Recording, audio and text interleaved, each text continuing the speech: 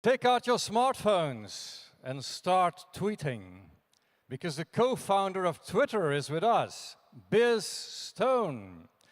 He's not only co-founder of Twitter, but also of Jelly, Medium, many others. Today, he's an angel investor and a public speaker, sits in many board of directions, and works again with Twitter. He received an International Journalism Award, and he was named one of the 100 most influential people in the world by Time magazine. Biz Stone preferred to be interviewed rather than give his own presentation.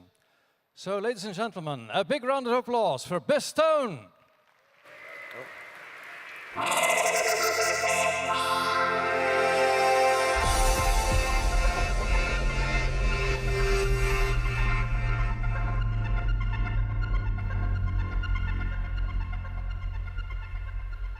Thank you, Tim.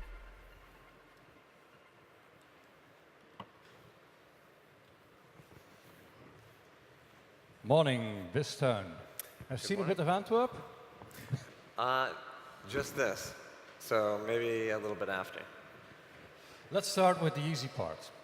How did the idea of Twitter come about? Well, actually, the idea for Twitter came by way of failure. So I had left working at Google to start a podcasting company in 2005. It was a bit early, I think, for podcasting. And it wasn't working out, but my friend Evan Williams and I had brought on a programmer named Jack Dorsey to work with us.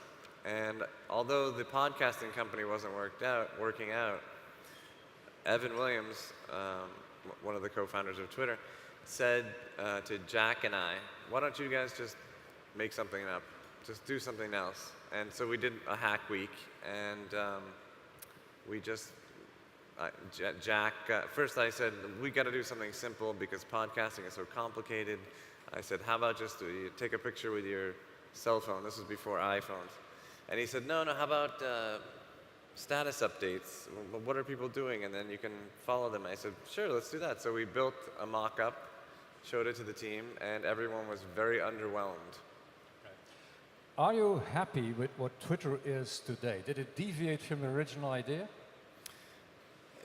Well, we started with a very simple idea, and that is that you could say what you're doing or what you're feeling, and then those who cared would follow you, and they would receive those updates as you made them. What happened was we just looked from a very high altitude at what people were doing with Twitter, and that's how it deviated. We saw what people were trying to do, and those were the features we built. So it was the people who were using Twitter that created retweet and @mentions and hashtags. These were things we saw people doing, and then we made them into features. So in many ways, the people who use the service sort of designed the service. We have a room here full of people who are entrepreneurs, who have startups. How do you recognize a good idea? Because if I know well, your first startup was a bit less of a success. Yeah. How do you recognize a good idea? I don't think you can recognize a good idea. I think instead what you do is you have an idea that you just simply can't get out of your head. It just keeps coming back to you and coming back to you. And the thing to do then is to find the right partner, build a prototype, have your friends and family test it, and if it still is in your heads, gripping you, and something that you just have to see exist in the world, this is when you continue on with what I like to refer to as a hallucinogenic optimism. Because if you listen to the people who say this is a terrible idea, you'll never get anywhere. And so you can't tell if it's a good idea or not. You can only tell if you're emotionally invested in the idea, and if you are, you should do it. Optimism. You have a personal blog which is called Biz Stone Genius. But you invested a lot in your personal brand. Is that important for an entrepreneur? Is it necessary? Well, yes and no. I mean, I think there was a time where I would have said to you that it's very important that you cultivate your online persona. But now I think it's more important just overall that you behave in a civil manner. Whether you're online or offline, your reputation is your reputation, because now the world is it's woven together. Digital and analog are basically together. We live in this hybrid world, so your reputation is your reputation, whether it's online or offline, and you should be considerate of that. Yeah, but you have entrepreneurs who more or less disappear behind their project, let the project speak for itself, and you have entrepreneurs like you who make a personal brand and have several projects. Is one approach better than the other? Oh, well, I definitely think, I mean, in my personal opinion, yes, I think you want to associate yourself with your product, at least in the beginning, because then you infuse the product and the small company that will be the big company ideally one day with your own values and your own sense of purpose. I kind of liked it when you said you just have to behave a bit decently. I'm a journalist. I follow Twitter because politicians use it, but I hardly ever tweet something myself. And the reason for that is I don't like to be insulted. Yeah. I don't like to be called names. I don't like to be scorned. Twitter is sometimes an open gutter. Yeah, it can be, you know, especially in the past several years. I mean, the general sphere of conversation in the world has taken a bit of a nosedive, and Twitter as a microcosm of that conversation has not been immune. I mean, it's still true, and people don't like to hear this, but it's still true that less than 1% of all of the accounts on Twitter are reported as abusive. But that doesn't really matter, because they have an outsized, these abusive or toxic accounts, the types of accounts that would insult you, they have a very outsized impact on the health of the public conversation. So they tend to ruin it for everyone. And this is something that we've been addressing more than ever lately. How? So I recently rejoined Twitter about a year and change ago, and what we were mostly doing was providing tools for people to block or mute or otherwise hide content that once they saw the insult they could no longer. But that was putting too much work for you, and what we can't do, since there's billions of tweets every day, is we can't look at the content of all the tweets. It's impractical and impossible to do that. However, what we started doing at the beginning of the summer is showing a lot of promise. We're using machine learning, and humans, of course, in the loop, to look at the behavior of accounts and associate known abuse type vectors with certain behaviors. For example, if there's a brand new account and there's no profile picture and there's 2 people following it or no people following it, and it's constantly mentioning you, but you're not following it, it's likely not a healthy account. And so we de-amplify that account. So this is having tremendous impact. It's working very good. And the beauty of it is that it's infinitely scalable because it's machine learning. So it's not throwing more people at the problem. It's just a smarter approach. I'm sorry, but isn't this a bit new that you say we can't look at the content, okay, but we are trying to make it healthier?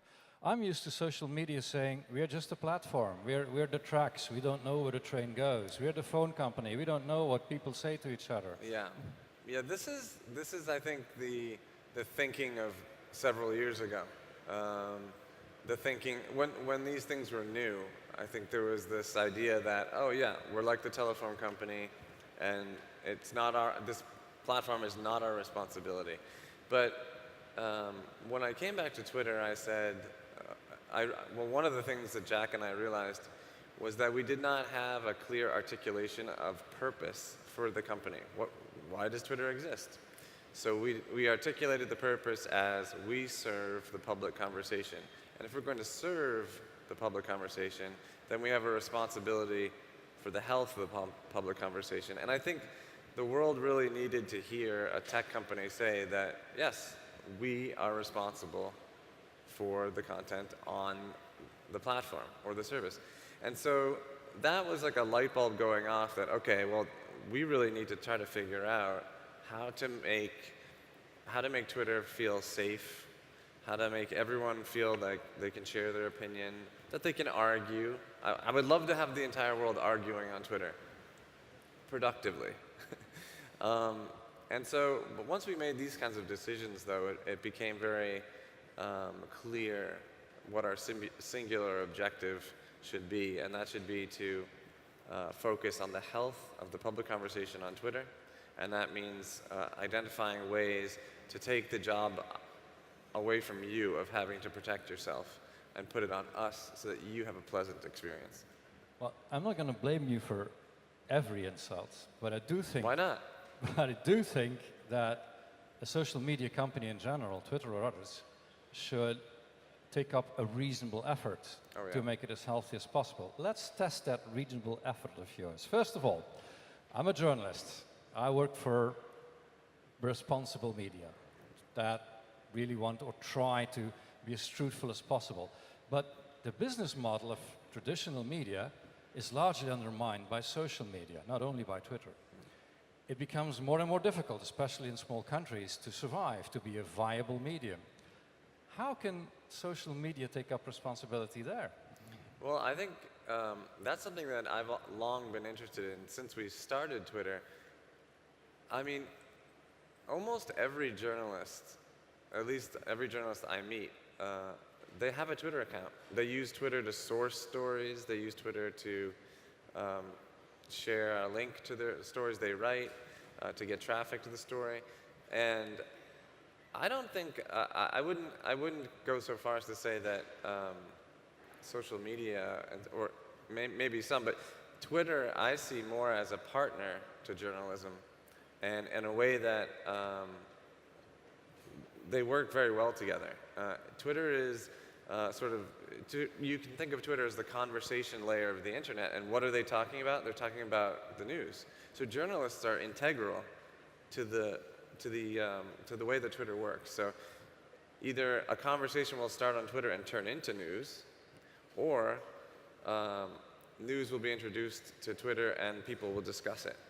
And I think this is two parts of the same coin, two sides of the same coin. I don't think it's undermining. You're basically telling me that social media work. Of course they do. But the main problem is that people who used to put advertising in paper newspapers today advertise on Facebook. And that means that money is going out of the Flemish media landscape and goes to some place in the United States, which leaves less money to finance a healthy public debate in Flanders, healthy media in Flanders. Yeah. Can anything be done about that? Of course. I mean, I think I think that we're just really at the tip of the iceberg here to try to figure out what is it. We're experimenting at this point, I mean, there's so many different ways to go. I mean, why can't Twitter be a way for journalists to actually earn a living? I mean, sometimes journalists will take a sabbatical to write a book, but they'll continue to tweet, and those tweets can be very useful and very informative for a lot of people. So maybe there's a way that a journalist can make some money from this. But how can a newspaper make money from that? Well, I don't know. I mean, I think that's partly on the newspaper to come up with these ideas. There's several ways in which new media and old media can still cooperate. I mean, there's another company that I helped start called Medium, and we started out, we thought we were going to do advertising. We decided no advertising at all. Subscription-based, so you pay a monthly fee and you get quality journalism.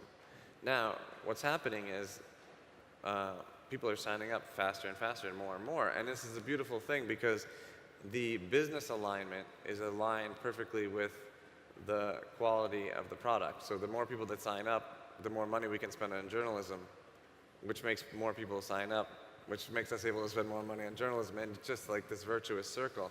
And that can happen, I think, in social media as well.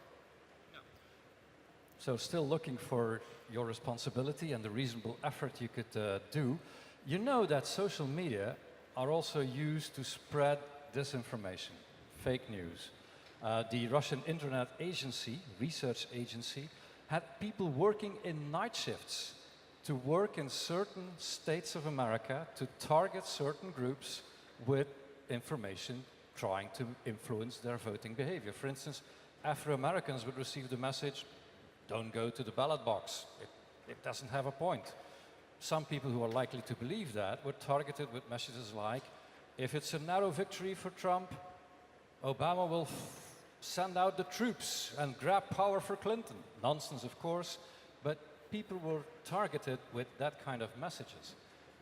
Your thing, your monster, so to say, is used for that. How does it make you feel, and more importantly, what can be done about it? Yeah, well, this aspect, I mean, you know, when you build a tool, of course, people can use it to do wonderful things, and other people can use it to do horrible things. And so this is, you know, this part makes me feel very terrible, of course, but where's the reasonable effort? Yeah, and so what you're talking about really, when you talk about misinformation and fake news, one of the big things that's really happening is, you know, these sort of enemies of Twitter, if you will. What they do is they look for divisive issues, and then they amplify them. They hyper partisanize them and amplify them so that it's just these two complete opposites. It becomes like a real heated thing. And so going back to what we're doing about that is, you know, we want to see a healthy public conversation. This is clearly not healthy.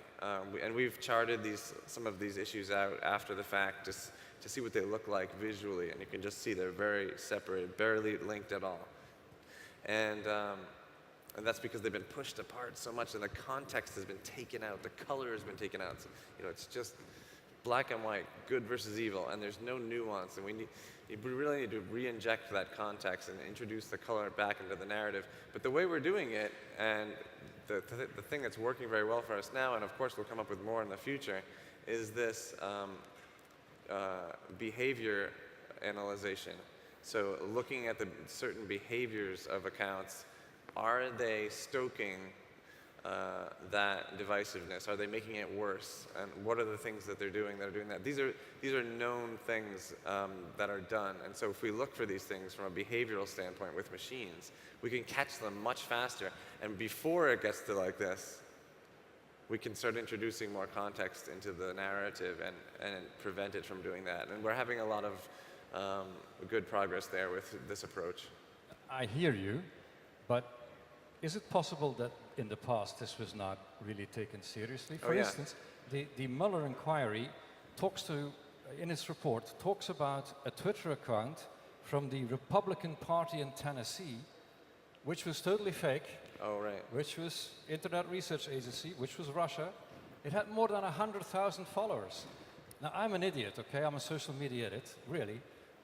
But I don't understand how Facebook can do a very good job in getting rid of nipples and nude on Facebook. And on the other hand, something can get 100,000 followers and nobody notices that it's fake.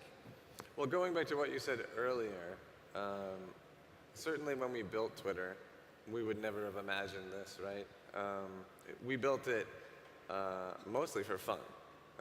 We wanted to see what our friends were up to, and we were experimenting with, could we even do this? Can we make SMS published to the web? Can we make web published to SMS? It was very exciting for us to do that alone. This was a new thing. This idea that you could broadcast to 1 million people instantly and have them get your message in real time. This was something that wasn't been done. So we didn't look toward the future of political campaigns and anything like that. In fact, we were very surprised when politicians started joining Twitter and all of this. And so, of course, we never imagined this. And so that's to your point, is that we were unprepared for this level. I mean, of course we thought about spam and how we could, avoid this sort of thing, and we had rules, if you're threatening specific violence on our platform, then you're no longer allowed to have an account. These very basic things, and then all of a sudden, these big, terrible things are happening, and we find ourselves running to catch up. But now in a year's time we've closed that gap significantly, and we're now aware of these insidious things that can happen on the platform, and we are addressing them with, really they're the number one priority. I kind of liked what you said. So in the beginning, the general mind shift from we're just a phone company to we want to serve the public debate, therefore we make a reasonable effort to serve the debate. How deep does that mind shift go? Because Twitter did have a bit of a transformation the last year. Oh, it goes very deep. I mean, it's our singular objective. In fact, when I came back to Twitter, things weren't so good. We had a morale issue. Morale was low. Growth of the service was flat. We weren't profitable. And we were trying to address these abuse issues mostly with features and tools for people to use to try to block accounts and so forth. And now, the company is profitable, which, the stock price more than doubled, and that, of course, helped with morale. But the mind shift towards, the other thing I was going to say was, we had never fully articulated a purpose statement for Twitter. Why does Twitter exist? We never had that. We'd never written that down for people to know. And so Jack and I worked on something together, and we came up with Twitter's purpose statement, which is we serve the public conversation. And then if we're going to serve the public conversation, then we have a responsibility to the health of the public conversation. So how do we make healthy conversation? We don't know.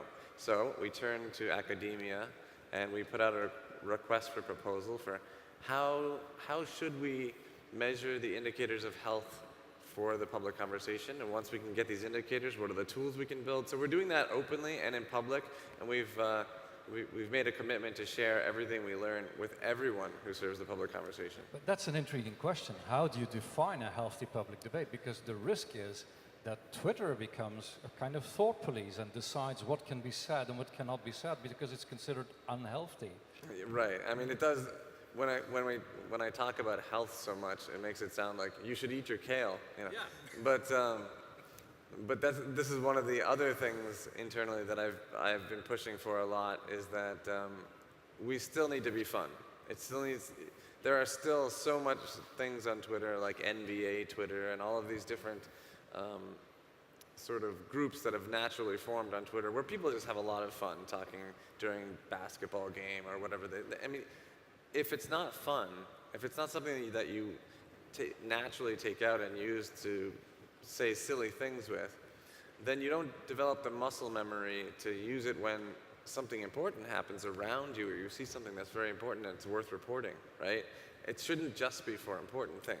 It has to be mostly for fun and easy and simple and conversational and that sort of thing. And then it's there when something important happens. So we make sure to not leave out the fun. There's another issue, that's privacy. In the Cambridge Analytica scandal, data from social media, I believe it's more Facebook there, data from social media were used again to target certain groups. Apparently what you buy and the events you like say a lot of your political preferences, so that's how they define certain groups, and then those groups in society were again targeted with disinformation or certain messages. Now, the Information Commissioner in the United Kingdom has written a report which is called Democracy Disrupted. And she says there is a significant shortfall in transparency and provision of fair processing of information. In human's language, she says consumers don't know where their information goes. They don't know what is done with their data. And they can be abused. They can sometimes be sold to players that really don't have good intentions. Yeah, well, this is an area where Twitter is at an advantage. Twitter, by its very nature, is public. You know, when you sign up to Twitter to make tweets, you know that these tweets are going out into the internet and everywhere. And that for us is a very key differentiator, because we don't ask for your age or your gender or where you live or your income or any of these things. You just make an account, you can say whatever your name you want to be is, and then you can tweet. And we do sell advertising, so we do, over time, make inferences based on your tweets about the things you may or may not like, the topics you may be interested in. But we make it very easy to just simply one click, and you can see the things we've inferred about you, and you can say, I want to opt out from all of this, or you can edit it and make it more accurate if you like. But it's open, and it's there for you. I mean, we pride ourselves very much in being as transparent and as open and as accessible as possible. And the fact that most of the work that is done on Twitter is public has been, you know, lucky for us. Yeah. But you are a social media advocate in general, so I think it's a fair question to ask, what do you think of this phenomenon that data from social media, not necessarily Twitter, are used to put people into certain target groups for commercial reasons, sometimes for political reasons, without their knowledge? Well, I mean, I think the key part there is what you just said, without their knowledge. I think we need to introduce with their knowledge, right? I mean, this is what has to be done, is people have just a right to know exactly, you know, the new currency really in the world is your data. It's what is about me. You know, I'm valuable because of certain data about me, and especially in the aggregate, right? When you're talking about millions of people. So I think it's very important that companies take the responsibility to say, this is what we know about you, and you can opt out, or you can edit this, or whatever. You have complete control over what we know about you. That is very important, I think. And this is what is going to be maybe a deciding factor of what service you want to use going forward. And we're just committed to being very public about this. The Information Commissioner in the United Kingdom actually calls for an ethical pause in this technique of targeting groups until we know transparently what is happening. Is that a good idea? Should social media do that? I'm not even sure exactly what an ethical pause means. But stop targeting people for a while until we know what happens. It's definitely important that we step back and we reflect on what we're doing, and is what we're doing the best? Is our business aligned with our purpose? Does our business make our service better for the people who use it? Or are those things at odds? Because ideally those things are together. Last question about disinformation, but I really want to ask this question because it's about Belgium. We had bomb attacks here in Brussels, killing 32 people by Islamic State. When people were mourning about that, condemning the attacks on Twitter, their tweets were copied and used by the Russian Internet Research Agency, and things were added like, "Stop Islam. Islam is the problem." So the Russian Internet Research Agency was trying to polarize our debate. This happened in Belgium. Research from the NRC Handelsblad proves that this was done. They were using fake accounts to do that. Is it so difficult to root that out if they're fake accounts? It actually is difficult. A lot of people think, well, why don't you just get rid of the bots? But it's not really that simple, because there's bots that come through our API, and so if something using our API, then we know it's a bot. Fine.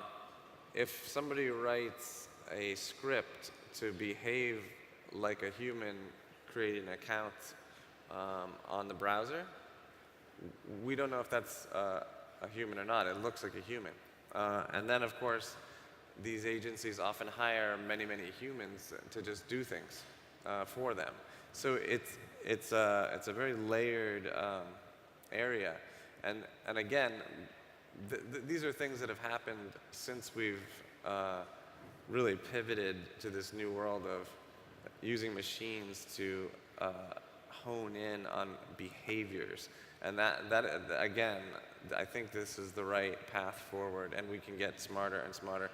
This is something that we have to stay 10 steps ahead of the bad actors at all times. There will never be a perfect antidote, but we just have to try as hard as we can to stay ahead. But just in general, how do you see social media evolve in the coming years, and how will that affect business? Well, I mean, I think, social media will probably evolve along with the way technology evolves. And what I keep seeing in my head in the next 10 years is very much the possibility that we don't even have mobile phones anymore. I keep seeing a world which looks very analog. Sales of vinyl are booming these days. People are liking the experience of tactile things, and just they're finally looking up and looking around and talking to one another. And I think it's very likely that we develop technologically into a space where it's very much just about conversation, because we're getting to a point now where computers can understand us, and we can understand them when we have a conversation, like the Amazon Echo or the Google Home, these things. And I think this will only get better and better, and smaller, and perhaps end up in our ear or in our glasses. And we may get to a point where we don't really need these devices anymore. We may get to a point where if your wires are showing, it's embarrassing. And although the world will seem very analog and very almost old-fashioned, we still will have everything we need at our fingertips, and to be able to know what we need to know, go where we need to go. And if that's the case, then I think the role of social media takes on yet an even more conversational role. So you and I may be having a conversation, and I may loop social media right in. Like, well, you and I are talking, or maybe we're arguing about something, and I say, let's ask 3 million people and get an answer from them. This is being streamed, by the way, right now. And so, this may be something that happens in the future. I would love to see that happen rather than the other way, where we have teenagers lock themselves in their rooms with a pair of goggles on and they live in a virtual world. This is not the world I want to see. Of course, if the future is even more conversational, to be ethical about that, to have a healthy debate becomes only more important. And your reputation too. And again, back to the very beginning, your persona, your reputation, these things become your currency, right? I mean, you are your reputation, and you're only going to be invited to do things or invited into conversations if you have a healthy reputation. Yeah. Could we agree that Twitter has some work to do before the reputation is okay? Absolutely. I mean, just being a tech company alone means you're in a negative trust world. We have much work to do before we even get to zero, and then keep going from there. But we're committed to it. But going on this idea of a more conversational future, on your last blog, you wrote about an investment in a new software app called Visit, Yes. where you actually, in countries where there are not so many doctors, you can talk to an artificial intelligence program which gives you a diagnosis, conversational. But isn't that a risk? I mean, in the end, a human being is really specialized in talking to a human being and seeking for a diagnosis, seeking for symptoms, seeking for what is really happening. And if artificial intelligence is good enough, it will be good enough for many things, but maybe not for few things. People take health risks. Yeah. Well, first you have to understand the way that this company, Visit, is going about doing this is they have first employed as many nurse practitioners, doctors, retired doctors, etc. So they didn't start out with AI. They started out with machines learning from a network of doctors and nurse practitioners, and people would open up a chat and say, you know, I have this rash on my hand, what? And these are real doctors and nurses looking at the photo and making a diagnosis over and over and over and over and over again. And to be perfectly frank, we're just people and we all have the same problems. We all think we're very unique, but we're not. Our bodies are generally the same. They have the same issues over and over again. And when I worked at Google, in fact, in 2003, they told us that 80% of the searches were all unoriginal. Only 20% were unique. Anyway, so what this company is doing is the machines learn over years and over millions of diagnoses from real people. And then what they do is, for the more rudimentary things, they say, oh, you probably have this, you should just go to the pharmacy and get this cream for the, you know. But when they notice something could be potentially more serious, that's when they say you should go to see a real doctor. But it's not like they're, you know, diagnosing these really serious heart disease issues. They're recommending mostly the lower level things, which is 80% of the things probably.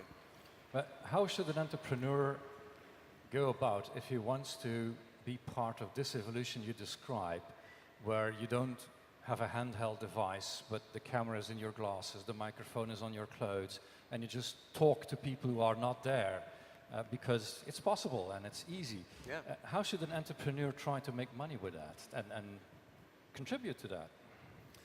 Well, I mean, these days, I mean, the very tactical answer is an entrepreneur would start building what are called skills, which are basically the apps for these voice OS machines.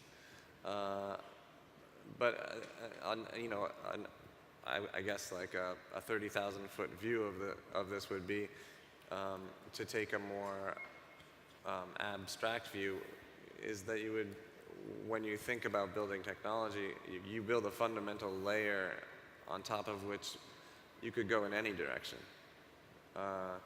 But tactically, I think building for voice is it's just another way of, it's just a different user interface.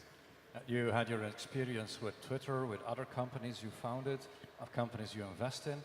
Is there any lesson you can give to this room full of entrepreneurs? Oh, the one really big lesson for me has been, you know, I grew up on welfare and I was in debt until Twitter went public in 2013. And so, and yet I never chased money and I never chased power or anything like this. What I did was I would find a person who I thought was a great person and also a good person. And when I found that person, I would pair myself with them if they would have me. And often I would be strong where they were weak, and they would be weak where I was strong, etc. We completed each other very well.